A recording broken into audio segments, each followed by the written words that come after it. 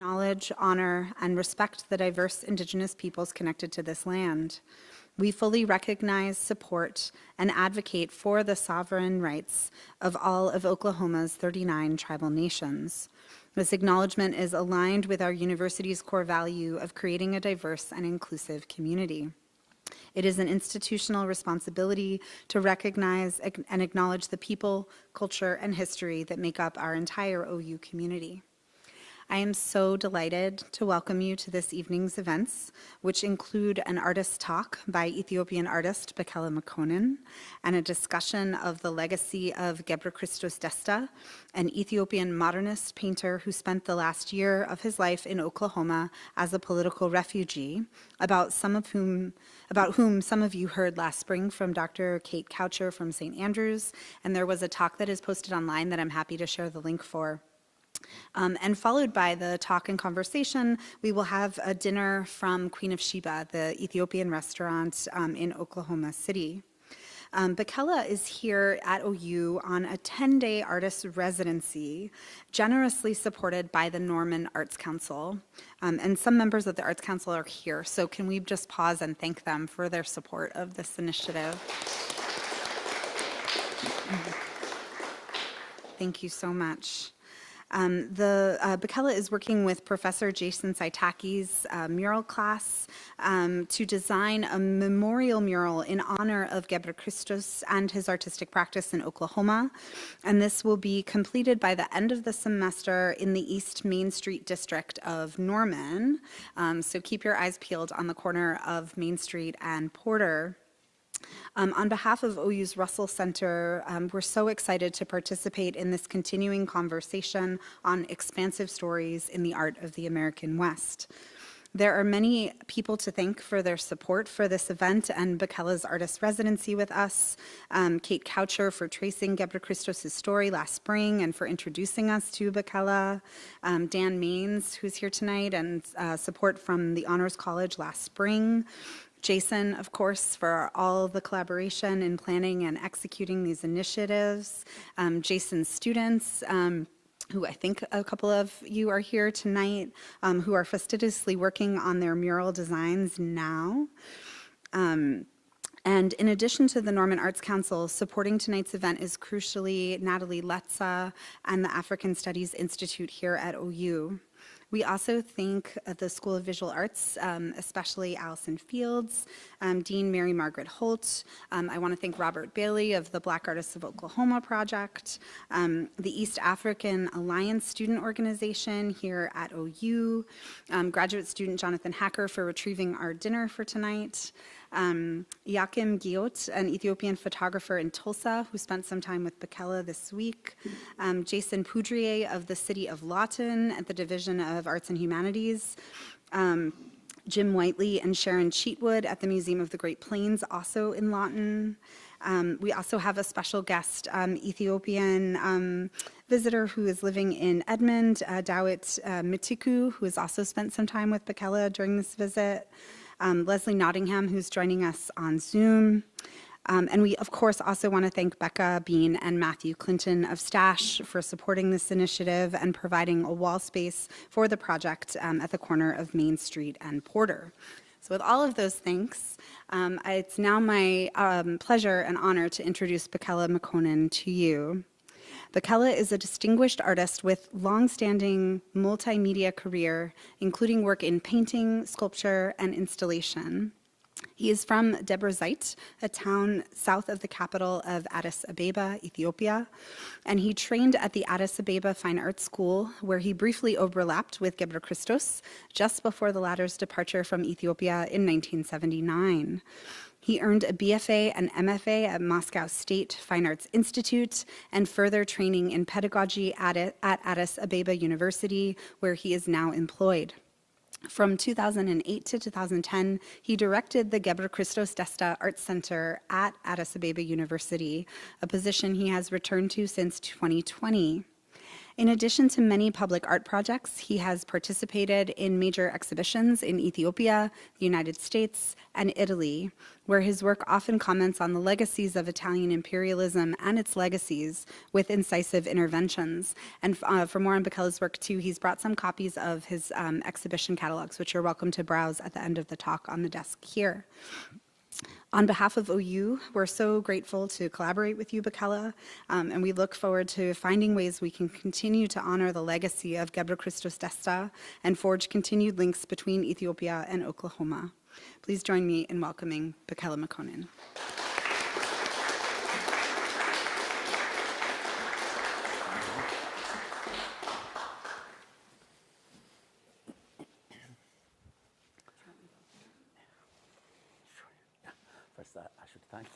I should thank everybody. Thank you, Russell Center. Thank you, Emily, Jason of Lowton as well, the Arts Council, the students with whom we have been working for the design, and the Russell Center crew, Sharon, everybody. Thank you for your support, and thank you for coming. To begin with,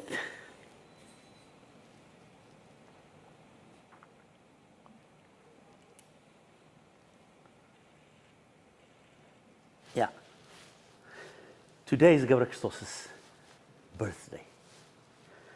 This is a surprise, yeah. It overlapped. It's not deliberate. This just happened. Yeah. Anyway, what I will do, you allow me to sit.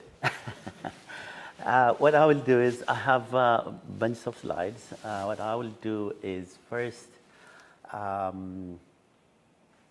as I like to do when I'm out of my country, I will show you a glimpse of a country where I came from, that some of you may familiar, but it's good to show that stuff, to begin with that. And then I'll come back to Gebrekristos, and if we have time, and I will give you a tour through my works, at least the last ones.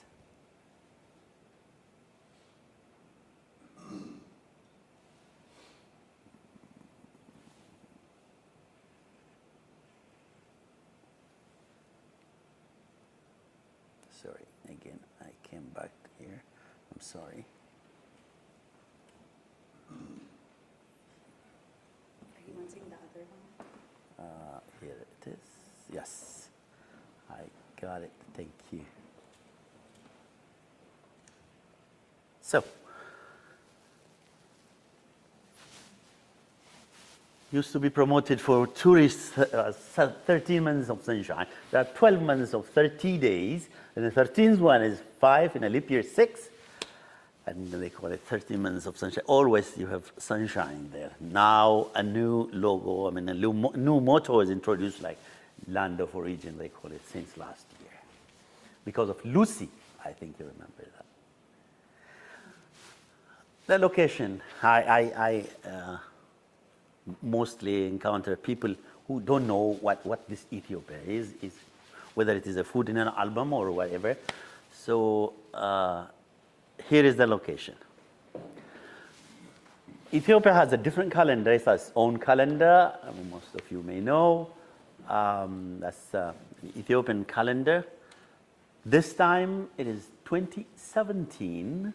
I was 7 years younger before I came here.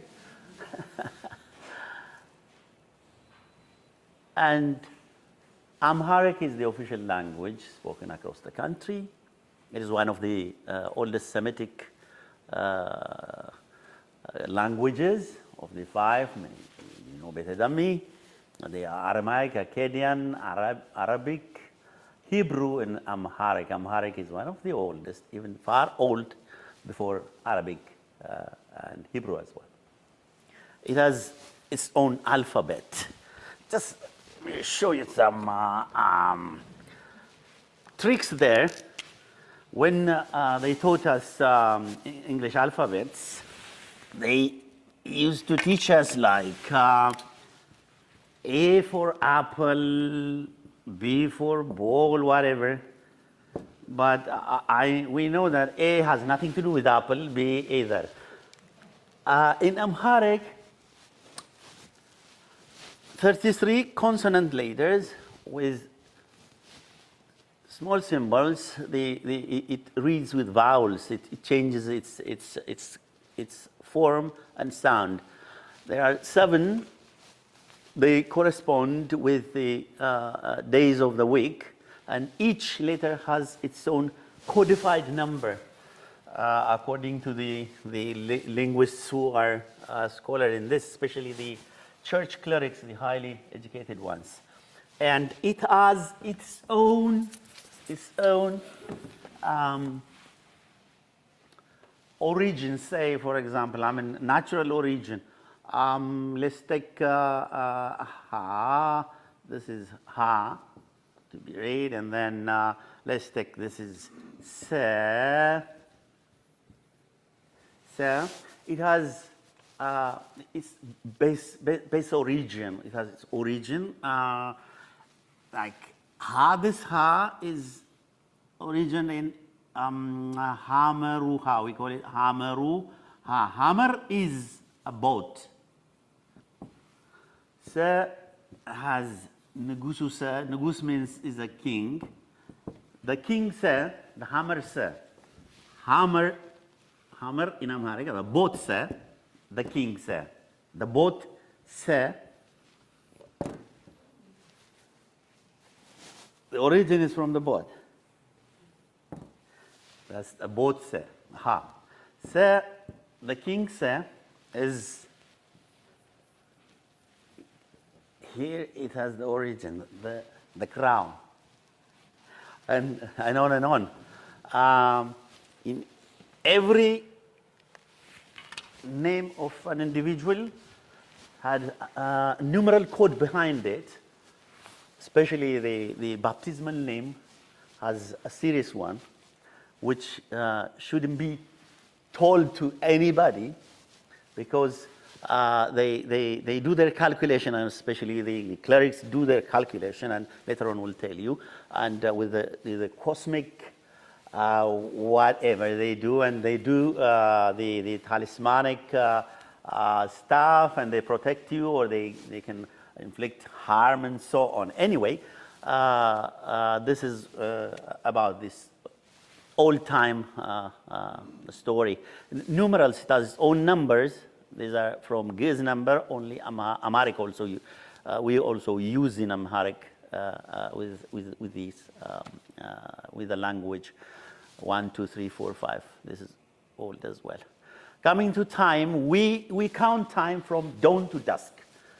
The sunrise and the sunsets, same time in the equator, you know, and it never changes. There's no problem with changing time. You can even sense the time without having a watch. It's standard always. So when you come to art, the Ethiopian traditional painting is one of the oldest styles in the visual art. It has its own philosophy towards perspective. It doesn't admit Masacho's stuff, and you have to read the painting from left to right. If it is from right to left, it has its own translation. Transformation. When you read from left to right. Like the scripts, good guys should be composed from left to right. For example, in the war scenario, all imageries who are fighting from left to right are good guys. All from right to left are bad guys or enemies. Or when it's religious painting, it is Satan or something else, and the sense from left to right.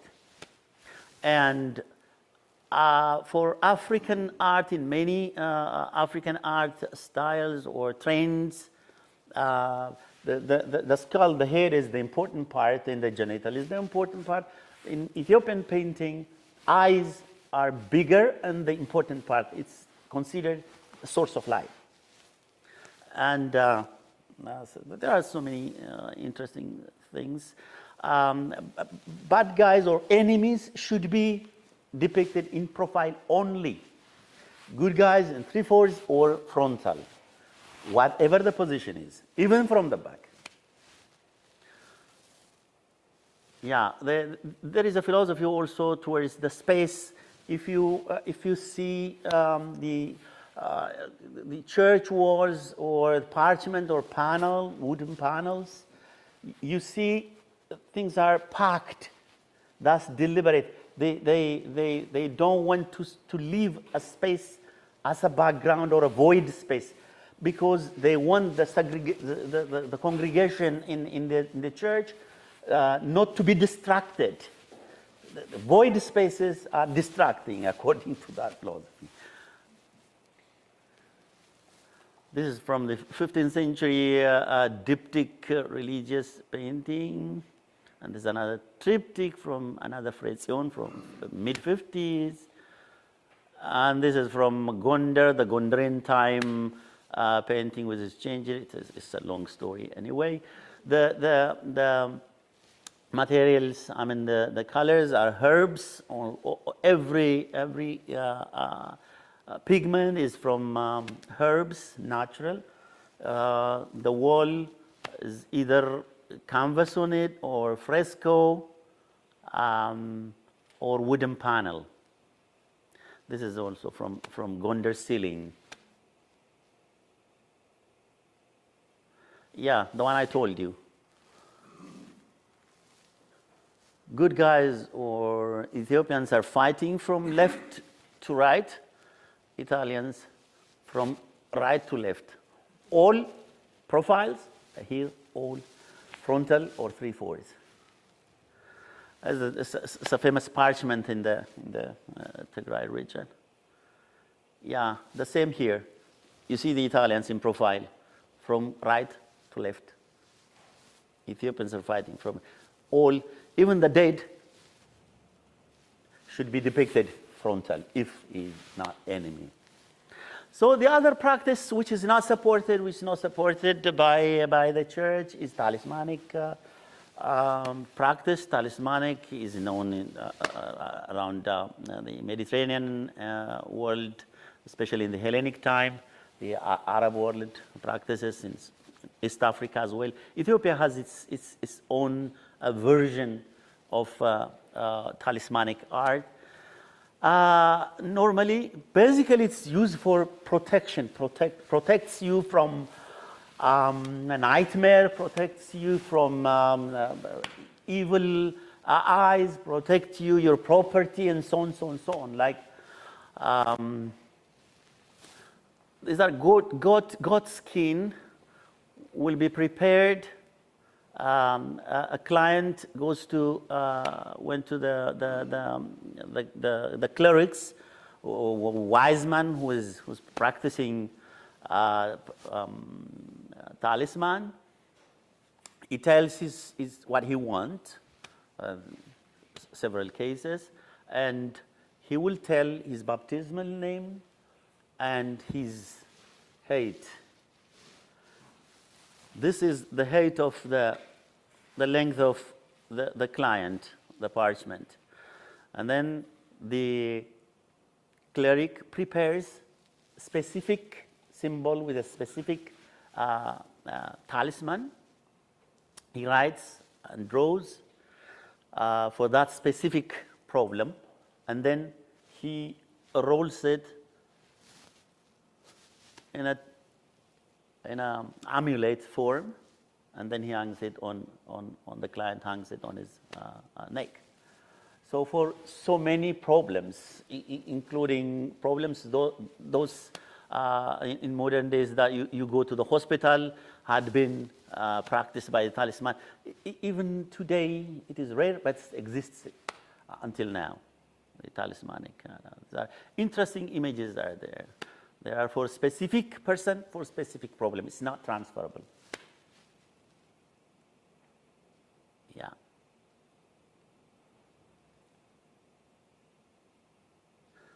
This is one of the early 20th century talisman, way before even Michel Basquiat came into the scenario. Anyway, architecture is also well known. There's the Aksum from starting 400 BC to 6th century AD, one of the biggest, single rock form in the ancient time. The other 11 rock-hewn churches in the northern Wallo and northeastern Ethiopia. This is one of the famous those. It's Beta Georgis Church. During the Christmas, it's colorful and beautiful. It's well carved. Yeah. And this is from Gondar, the other one. And this is the vernacular architecture that you find in the south. The people of Dorze, one of the tribes in Ethiopia, the ethnic groups, they are known for their as hunters and weavers. They hunt elephants. You can see the inspiration from elephant. You see? Isn't it interesting? In the south. Yeah, they are wonderful weavers. They never went to any design school, but they are producing such interesting, wonderful stuffs. And the other well-known practice in that country is the cross design. There are like 12 original designs, cross designs that you can't find anywhere. And during the Aksumite time, coin minting is a well-known practice. Yeah. So before I go there, coming back to Gebrekristos.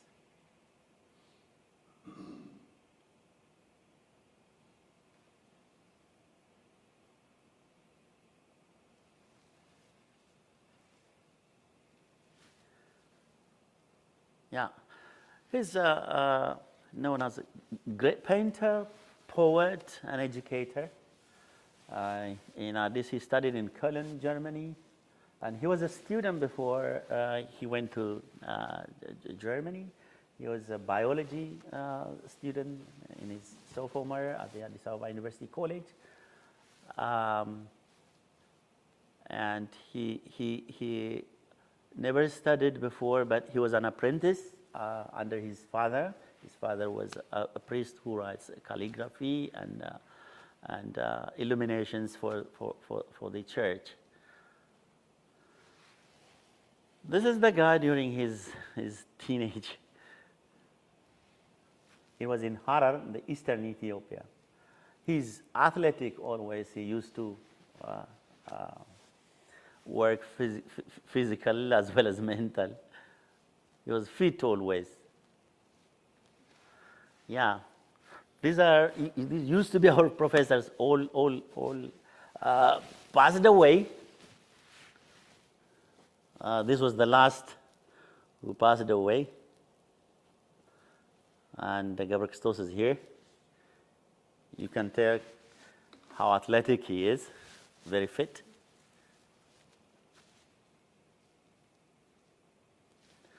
This is during his professorship at the art school. After he came back from Cologne, he had a show around Europe, and then when he came back, he was a very active, loved by everybody, and he taught for some time, and then he had a studio in the school, and then he is sent to the municipality theater in Addis Ababa, because when he was teaching, he was so active, he was so critical of his students, and one of his students was from the military base, and he was a mediocre, and Gebrekristos always trying to push him to be better with, with his words, and this guy was not happy of his critique at that time. When the military regime came, this guy became one of the higher echelons among the 7, on the top.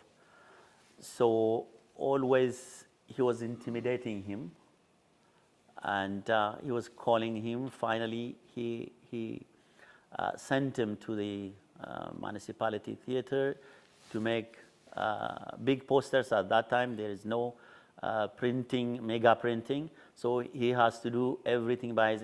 Do you see him? Can you see him here?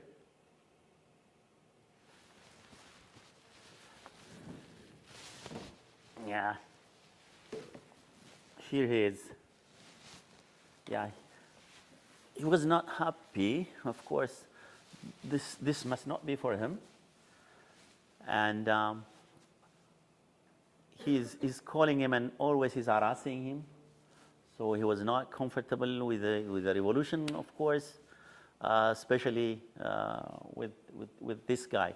And this is the last poster that he did for that municipality theater before he left. He used to visit the school, and in 1979, we were sitting for exam to join the school, and he used to come and walking around us and give a critique. And I remember I didn't know who that guy is, but he told me, you darkened it too much. Now just stop it. That's enough. I remember that still. And he left. After a month, we heard that he's in Nairobi to fly to Germany. And then that was the guy who told you that don't darken it. Is that the one? Yeah, okay. So since then, we're following him, his story. This is one of the study works that he has until now, a vibrant, beautiful, colorful work at the National Bank lobby, integrated with the building. This is just a sketch for that. It's a beautiful piece. He wrote a poem for that called Maskaram. Maskaram is September, is the new year for Ethiopia. He was loved much loved by the orchestra. Ethiopia was at the municipality theater. This is an artist in Addis now. Of course, the rest are members of Orchestra Ethiopia. They had a big tour across U.S. During the Peace Corps time. This is one of his prominent works called Golgotha. It's a big piece. It's in our collection. Yeah, it was in Germany, locked for about more than 18 years. When he left from Germany, Germany denied him an asylum, even though he studied there. They didn't want to have a diplomatic row with the Ethiopian government, so they denied him. And then after some time, he has got an asylum through Catholic Sacramento Church in Lawton, and he ended up in Lawton in 1980. So works which are about 32 pieces are locked in Munich or Cologne, first at his brother's home, who is working at the Ethiopian embassy. And then when before he died, he gave it to the one of the museums there. They looked in, and then in 2008, a well-known professor, the president of the university, Professor Andreas, made an agreement with the German Ministry of Foreign Affairs to bring those works to Ethiopia, a diplomatic box, and he promised them one of the beautiful buildings previously owned by a prince of Ethiopia. So they brought in without any problem. So now we have those works in his museum that's called after him. There's another piece of his early days, right after he came from Cologne, from Germany. He introduced a non-figurative art to most of the sub-Saharan countries, including Ethiopia. He was much influenced and created his own expressionist stuff, especially the Orphists. You can see like Sophia Delaunay and the friends and the De Broek, the Blue Riders as well. Some of them were his friends, and he was much influenced by that. And he had a problem when he came back and practicing non-figurative pieces. So there was lots of publications about that his interviews, his challenges, and so on. But despite all those, he was awarded the first prize by Haile Selassie for his introduction of such kind of trend. And this is the well-known expressionist style of his own portrait. When he left from home, he put some of his works, like 12 pieces, including this one, to a theater director of his friend, who is at the municipality theater, with a letter that he will come back someday. But he never came back after that director knew that he's passed away. Of course, he sold it all out, and this is, I think, somewhere in US. I heard, bought by someone. So far, we couldn't locate. And these are from his series of flowers in Orphist style of those days, expressionist of those days, in our collection. Yeah. This is a big piece, right, of this size, of the screen size.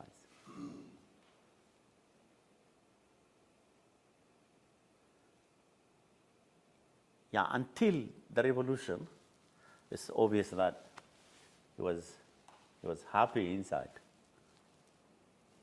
This is his friend during his German time. He entitled it with her name, Marga.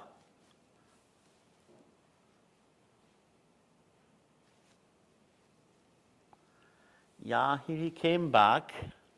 He started searching like his biology student days, looking into human beings in a microscopic view. And then obviously the famine and the military time starts here. From this on, until he left, he never had flowers, neither flowers nor vibrant colors of any subject. It's obvious that shows that his time, his is discontent.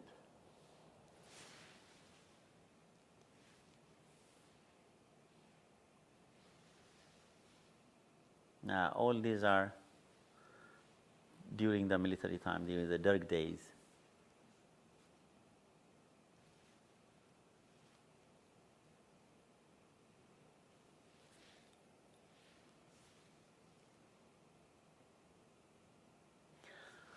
So this is his last letter that we found recently that he sent from where he was in Lawton. Still exists. That I was with Emily last time we went, last Monday. It's a 5-page letter to the Reverend McCormick in New York, connected to that church that he brought him to Lawton. So he wanted, he gave his words that he has those pieces in Germany, and to give it to the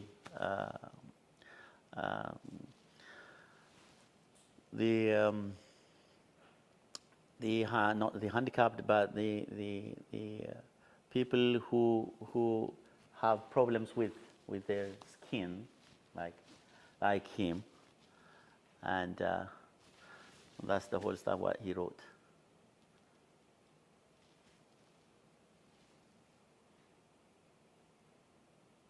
Yeah. Then when we were third-year students, we heard about the death of Gebrekristos.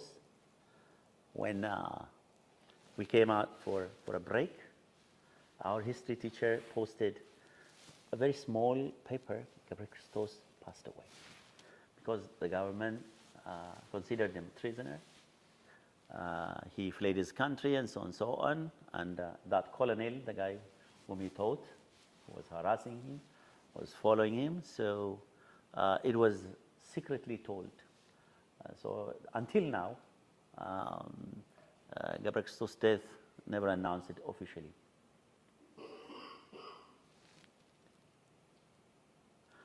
This is the museum where his works are hosted, and we have temporary shows most of the time. We have Julie Meratu here. We had Olafur Eliasson and some others as well, well-known international artists. Still, we are endangered, as a museum, because the professor who established this, who did this agreement, is no more on power or in life. He just passed away last month. So we are among the academic community here around us, business, economics, science, and so on, who understand us very badly, who think that we are redundant. So it is very difficult to run a museum in such an environment. Anyway, still we survive. We had his annual Gebrekristos month in February. One of those programs was big exhibition. His works, together with the 2 generations that he intensively influenced. It went very nice. We had a very nice time with that. Yeah, these are on the front. These are his relatives, his niece, cousin, and so on. Yeah. The one with the traditional dress is a well-known painter now. Used to be his girlfriend.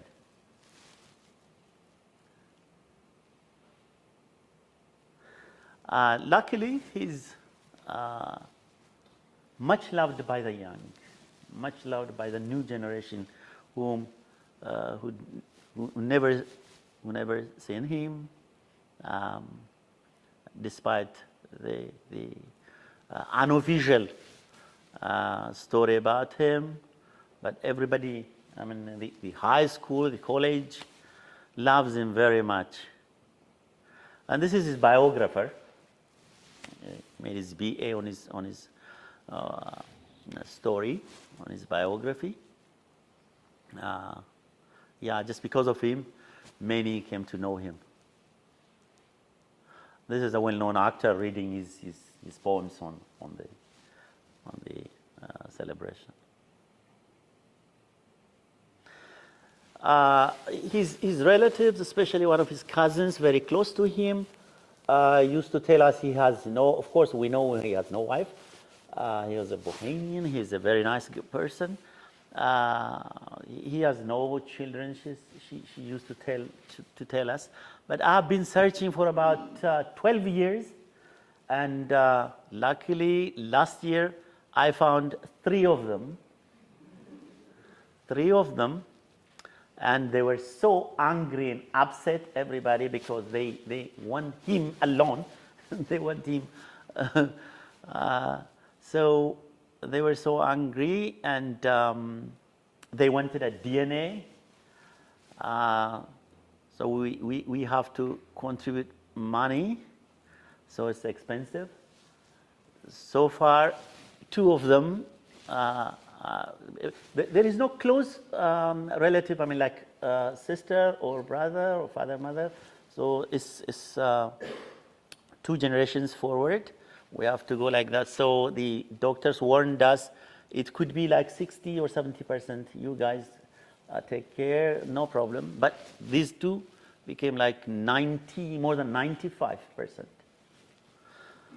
I took a photograph of the one on the right from the profile, and I searched it on his catalog. Same age when he was in Germany. It fits 100%. Amazing. So at that time, I knew that even before DNA. So this guy is living in Belgium, but his mother is alive. Their mother is not. His mother is alive. I interviewed her. Amazing story.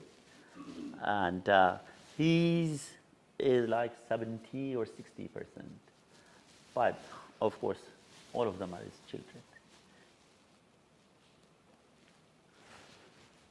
This is last year when they found this amazing piece. When Kate sent me, automatically I knew that it was him. Yeah.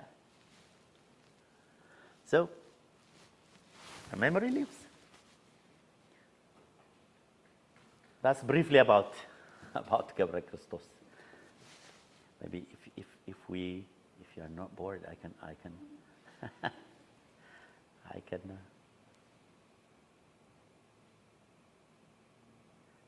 go through maybe last pieces of mine to show them. Okay, not to make you bored. Just let me go fast. I don't talk.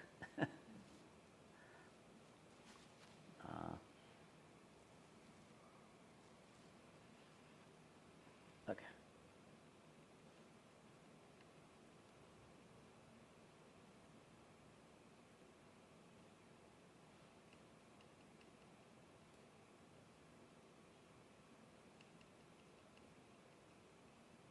Yeah. This is the Addis Ababa Fine Arts School, established by the Emperor Haile Selassie, the last emperor. Yeah. He used to visit us every time. I mean, I was not there at the time, of course. He used to visit every year. This is Norman Rockwell. 1963, he visited the school.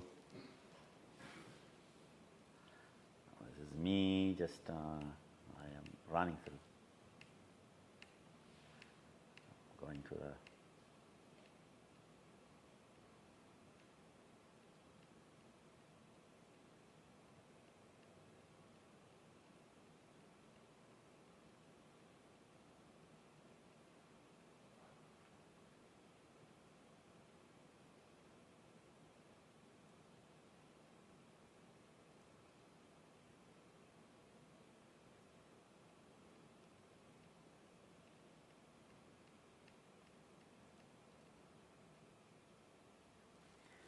maybe briefly, this is one of my installation shows in 2018 on the politics of fabric. I was critiquing the control of the state and the church over the people. At that time, it was a stress in the country. These two institutions were controlling in their own ways. The fabric plays a big role in the politics of fabric. This is another show.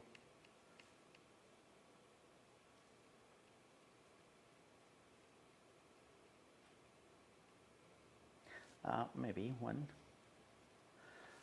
This is a show from last year in Ethiopia, of course.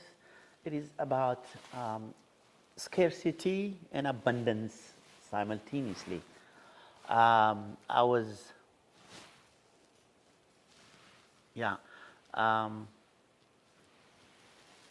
We brag always that we defend our freedom, our country.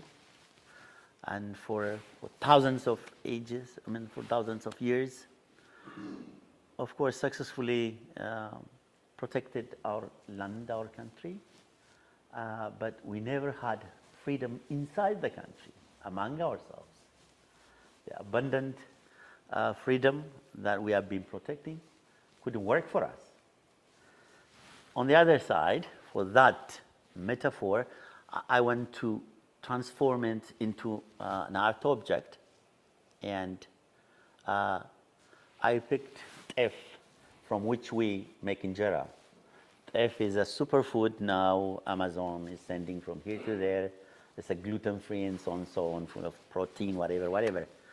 But it's scarce within the country. Another metaphor.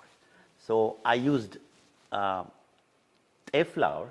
This is all in all teff flour, brown teff flour, built with that, sitting on upside down shield on his freedom, comfortably warming broken ideas. So I was critiquing that. So all built with teff.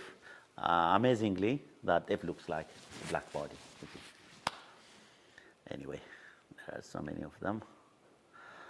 This is about series of that stuff. I couldn't afford all with teff, so here is plaster, but it is called in between.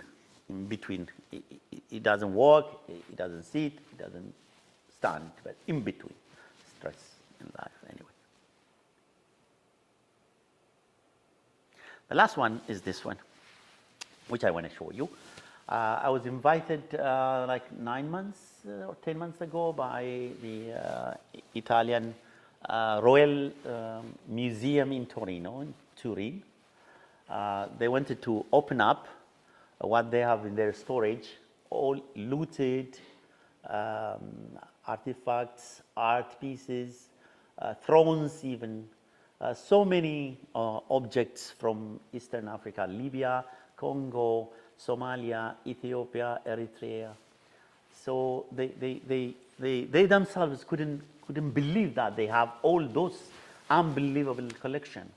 So they went to display it for the world, and the Royal Museum doesn't know what to do, so they called curators from Rome.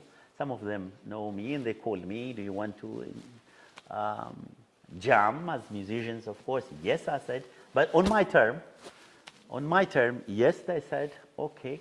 I developed a Berlin table, the scramble for Africa, exactly that size, and I managed to collect suitcases of fascists of those days, and we collected. I entrenched it in the buried it in the tables, in the surface of the table, and from each suitcase, smoke continuously coming out. It's about the repercussions of colonialism that still smoke on the soil of Africa in terms of economic, political, social, still well and alive. So that was the installation.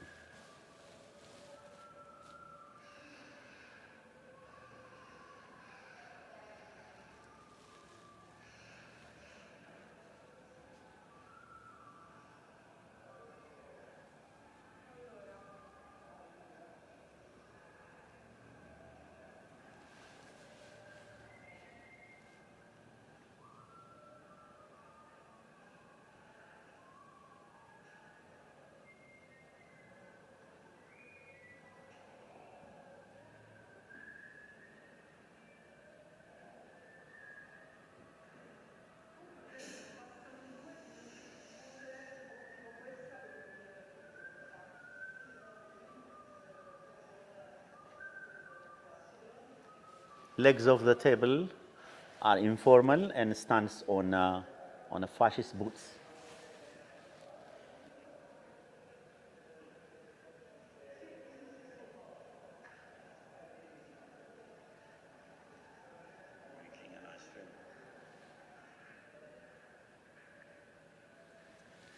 These are juxtaposed newspapers of those days by fascists and by Ethiopians.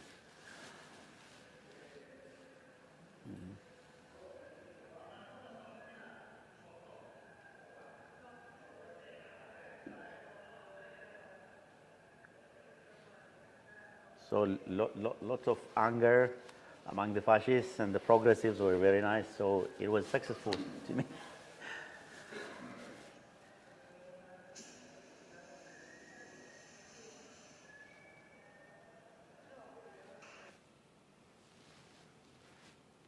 So.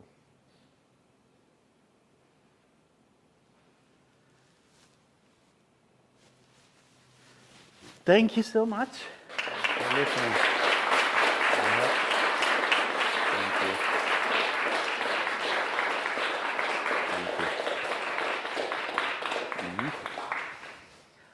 I hope I didn't make you bored. That's too much. So much about Ethiopia as a place, Gebrekristos, both in Ethiopia and here, and then your own artistic practice. We have a couple of minutes for questions or comments. Is there anything you'd like to hear more about? Hi, Nancy. Yeah, I was just wondering, so I've traveled in Ethiopia a little bit. Some of the sites you showed, like Ababa, Bekele, and Addis. Do these inspire your installation work, or do you try to integrate any elements of the natural or artistic landscape of Ethiopia in your work? Okay. Mostly, I do use day-to-day utensils, which we use at home. We have no, significant recycling system at home, which is fortunately good for artists. So I can transform that into my elements. I transform that into my works. It is touched and lived. The trace of human beings is embedded there, and for any spectator, for any audience, it will not be strange. Halfway already they lived it. They are in that object. Once they came halfway, we can discuss the rest. The contemporary art, later long contemporary, but the modern itself is not welcomed by conservative society. So when you give this tip, they feel familiar, and then they start discussing. And sometimes even they go beyond what you thought. That's very nice, I think.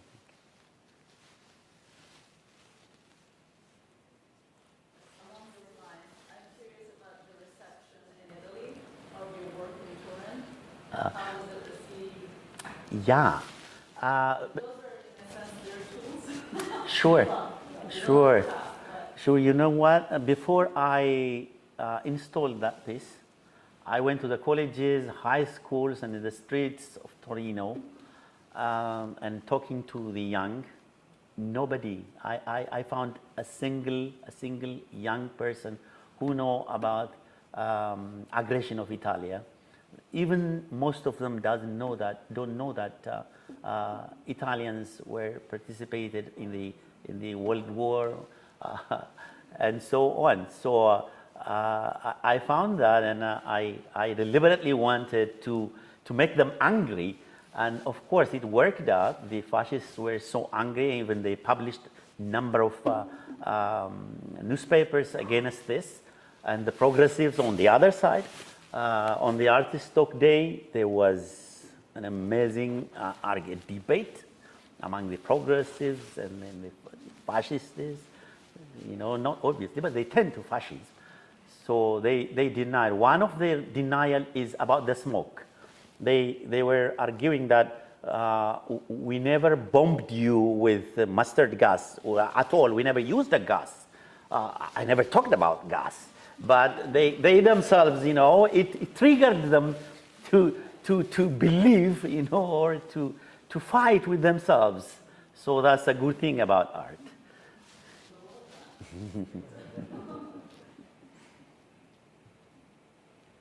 Bekele, you shared at the beginning a list of rules that you see, conventions in religious traditional art. Do you follow any of those in your art practice? I was thinking about the all over space rule, and some of the paintings you showed are really packed with pattern. Yeah, no, not necessarily the rules. But some tricks. Yeah, I can, something when necessary. Otherwise, I don't follow those rules. When necessary, of course, you can play with it. I like some of them. The readings and some canons are useful sometimes when it fits your idea.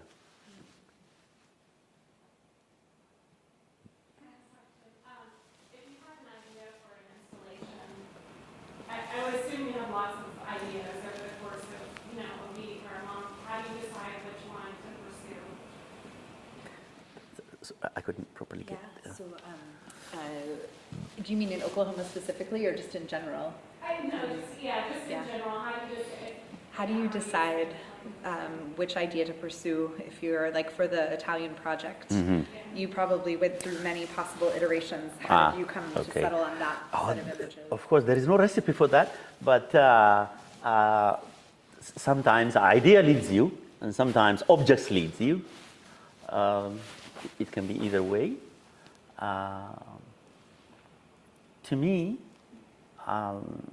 as I told you, objects that are closer to life or lived ones that are close to human beings are comfortable with that objects. I mean, for me, than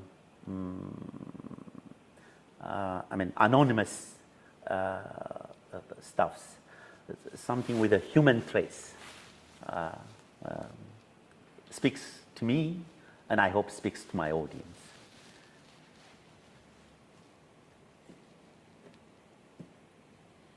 Bekele, what is your hope for the mural project here in Norman? Yeah, that's with Jason. Yeah, we had a nice time with the students.